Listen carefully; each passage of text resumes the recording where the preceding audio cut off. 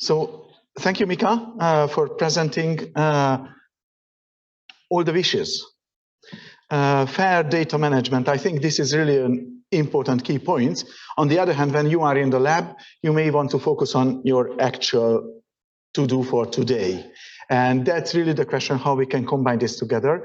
So in area B, we are actually trying not to forget about any of these aspects. And what I will try to cover today, this is the fairness of your data and which kind of strategies we have developed within area B for helping you to create your data and to manage your data in a fair way, while not forgetting about and taking the advantage of all the capabilities of Nomad, so then you can really focus on your actual to-dos as well. There is still a long way ahead of us to make it convenient, as it has been also pointed out by Mika, that indeed user experience is also an important factor. We are also trying to address all of these issues. But before jumping deep, I wanted to start really with the very basics, because I think it's we may have repeating it all the time, but it's important to know where we are starting for. What I mean by data, it's basically this thing here. It's basically nothing. So data management on its own, it basically it's not useful for anything. It's maybe you see them as zeros and ones, maybe different colors, maybe this and that. It's depending on how the data is actually stored, but you can't do anything with this. So indeed, you really need something which explains this data. And that's what we call actually metadata. And what metadata does, in this case, it's telling you that you should read all these zeros and ones with a certain convention. You should assume that these are actually an ASCII coding behind, and these are representing characters. According to the ASCII table, you can decode that, you can produce then a string afterwards, which if you are educated enough, then you can read it. So it's not everyone can read it. Those who know English can probably read it. And a small portion of them will also understand what this really means. You really need lots of education. That means you really have to gather lots of other concepts as well. And you have to have all this known to understand what this data is about. And that's why I say data, it's an information representation. And you do need the metadata, which gives you the context, which helps you to understand this data. And then this data becomes information, becomes knowledge, what it is then useful to do something with this. This is the only point when you can do something with this. This becomes an input for a use. And then you need an application when you want to use this data afterwards. You can search, you can analyze, you can visualize, you can work with this, you can convert it. Well, you can do whatever you want from this point onwards, because you know what is this thing. What is the result? If you have your data, your metadata, and your application, then you are producing an output. This will be a new information. Again, this new information without explanation, it's not enough, because it's only you who know that, because you applied that application. You have to put your output data, the new information, together with the new metadata, which explains what is the meaning, what is the knowledge, what is the information behind this output data. When we are speaking about fairness, you should not forget any of these points. In case of experiments, it's not that easy. Maybe when you run a software, then you have some input files, some configuration settings, some command line parameters. It is running, hopefully deterministically, it's always producing the same output. And you know, you've got your input, you've got your output, you know what to do with this. In case of experiments, you do deal with instruments, sample, and lots of other things which are always changing, which are really difficult to quantitatively describe. So what we do is that we try to suggest for you to split. You have a thought process when you split two different things. The first is when you have an experiment in mind, create an experiment data model. And here you should start with the physics model. Basically, what we are suggesting is that connect whatever you are planning to do, whatever you are expecting to measure, connect them to already known concepts, physics terms, And when you have organized your experiment parameters using the physics model, that's what we say, this is a conceptual design model. It's an important point that this is an implementation independent description. Here we didn't speak about which instrument did you use, how you have screwed something together. It's far away about reproducibility. We just said that we have described actually some samples, I used some techniques, and I did something with this. That's it. If someone wants to reproduce, start thinking, how can I manage and build up the same environment?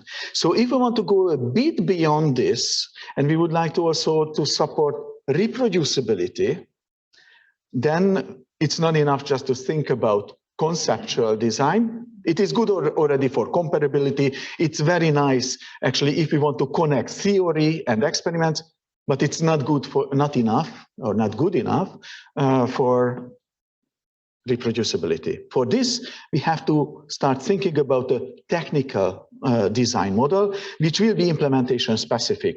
It's not at all about the physics model anymore. It's not about what was the pressure in the chamber, but also the question how it has been produced and how was it maintained.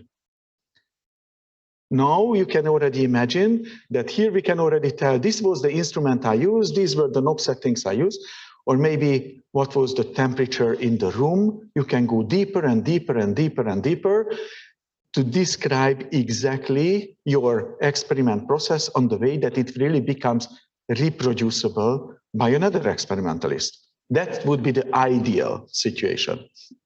And that would be the best if we are speaking about making scientific results published, because that's what needed if another scientist comes and would like to reproduce it. It's not always easy, and it's not always really wanted. We can also give some freedom.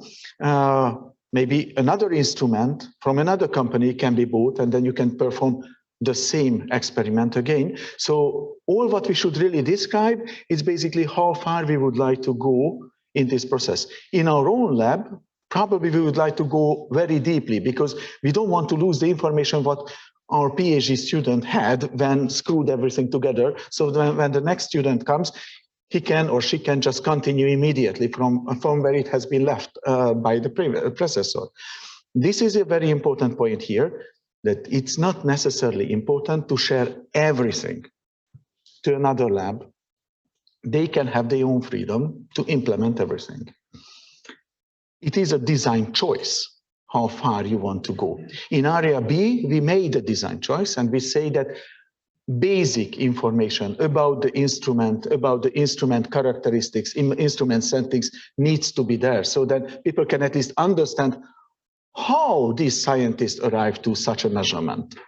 But we don't really, at the moment, we don't really address this full reproducibility up to the last smallest screw. We are working with these kind of systems. And this is not at all easy to work with these systems. So we've got these kind of instruments. And when you want to control these instruments, you've got lots of knobs. And behind all of these knobs, there are another dozens of parameters which you will have to note what they are. And I'm guaranteeing you that no one will actually understand what these things are. Backlash distance, what does that mean? Actually, I have a clue, but maybe that's not at all what they have implemented.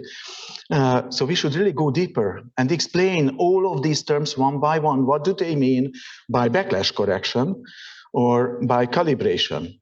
It's quite a bit tough job.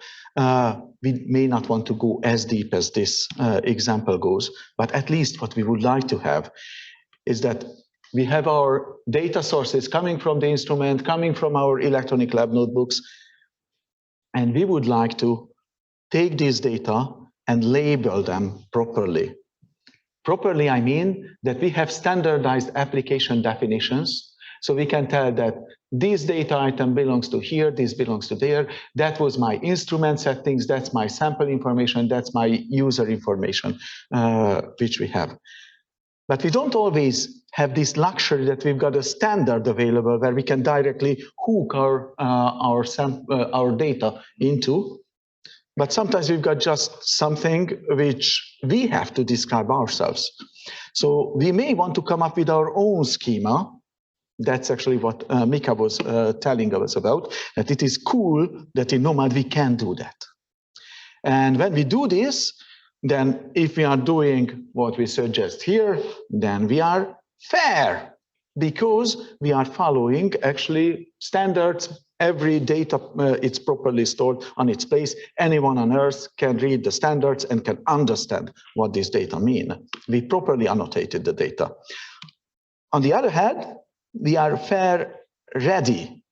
We are not following standards. We come up with some new ideas, concept ourselves. Maybe we even write it down, but these are not following standards. And because of this, we are not fair. Maybe that's findable, maybe that's accessible, but our vocabularies, our concepts, our terms, like the backlash distance, I remember it may not be explained what that is. The vocabularies doesn't follow FAIR principles themselves, especially they may not meet community standards. So standardization, it's an important part of fairness. The good thing, as Mika highlighted, that if we have something like this, we are in a good shape. It's already a fair, ready data, as we call, because we can start working with this. We've got schema, which is explained, maybe not in a standard way, but we know what we can do. Actually, we know what belongs to where. Maybe we have to convert, maybe we have to move, maybe we have to assemble or disassemble things. That's what we have to do. That's what we call normalization. So if we have a data stored in a fair, ready way in Nomad, then we've got a chance to write a normalization function, which will then connect to the appropriate standards. And I'm speaking about standards, not a single one, because standard means here is just an actual view. We've got our data set, and it can comply with multiple standards. So we can have multiple application definitions, multiple views of the very same data set, if we are all connecting them properly and showing them according, not just to show them, but also we can take the data according to this standard or take a data according to that standard, and then we can have applications which are then working on top of this. So that's what we are working on in Area B, where we are addressing of all of these techniques, what you see about ellipsometry, electron microscopy, atom probe, and so on. I won't read it. We made actually standardized application definitions for them, so you can just take this. We implemented it in Nexus. I have been elected to the to be the executive secretary of the Nexus International Advisory Committee. So we are taking part of this standardization process, and that really helps us a lot. What we do is that we take our raw data, our ELN entries and data analysis results, as it has been already presented, and then we put it into the standardized data model, and then we can use it in Nomad. Intentionally, I put an ellipsometer here, because standardization is important not only just for us, for the community, having community standards as it's prescribed by FAIR definitions, but also for our technology partners. Our technology partners, they sometimes want to go even further. They don't need only a community standard, but an industry standard. And indeed, we are also in contact with the WAMAS group to help facilitate also our standards to become industry standards. So that actually also helps our industry partners as well. So what they implement, exporting in this format, that already means that they are fulfilling also industry standards as well. But at least our community standards, which we are gathering all the requirements from all around Germany. And now I've got a few slides. I was not as brave as the others, really making demo. So indeed here I just have a few slides of an example of ellipsometry. This is the raw data we are dealing with. We made lots of new concepts in the Nexus standard, and now I'm highlighting ellipsometry. This is the HTML documentation where the community can come and comment on it. So we are also gathering feedback from the community. It's not just that we came up with some idea, but the community can also engage to work together with us to finalize these standards. And that's how these contributed definitions can become really part of the Nexus standard. And then when we have this done, we can just go to Nomad. Actually, you have to log in. So you log in, and then you can see immediately all the Nexus standard inside Nomad. All the definitions are showing up here, explanations, links, everything, all the hierarchy structures of the models. And then we prepared examples. In Nomad, if you don't know what to do, you just click ellipsometry, and then you got a README page where it is describing how do you go from getting data to convert it into the standard, to put it into Nomad, and to use it inside Nomad. The whole thing is covered and managed inside Nomad. That's your raw input data. That's how you can then convert it. This is where you can go and manually modify things which you don't get from the instrument, like the name and the email address of the experimentalist. And then the data is automatically converted. The industry definitions as the data coming from the instrument, plus all these electronic lab notebook entries are merged, and it's put into a Nexus file, which follows the Nexus standard, where you can immediately see and have a look inside. And you can start working with this. Working with this, that means that any community software can be used following the North tool set, which Nomad is offering. You can choose any of them, and then you can go there, like in this case, it's a Jupyter Lab, and you can visualize and explore your data even further, or you can go to a Jupyter Notebook, and you can just go there and you can play around. You can use, maybe you want to change your Python code, that's also possible, but this is an interactive notebook, so you can just go there and do your own fitting by clicking yourself. Then you get immediately fitting parameters. And that's possible not only just with Jupyter Notebooks, but also other command line tools like this ones, or other graphical user interface applications as well. Again, this is available in Nomad, following the standards, but also as you define these schemas. Last point, maybe I have one more minute. Do I have? So I said not demoing, but you know, maybe I can. So I just try to click on this.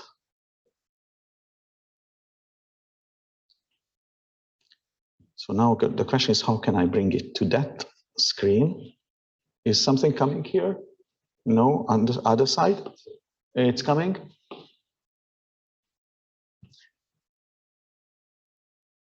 So indeed, now I just logged in to the Nomad site via this link, where I have my ellipsometry data. I can check it, I can work with, I can do fitting, I can play around with all these things. There are links, so even if someone is not educated enough in ellipsometry, can just follow and learn. And let's just do the fitting here.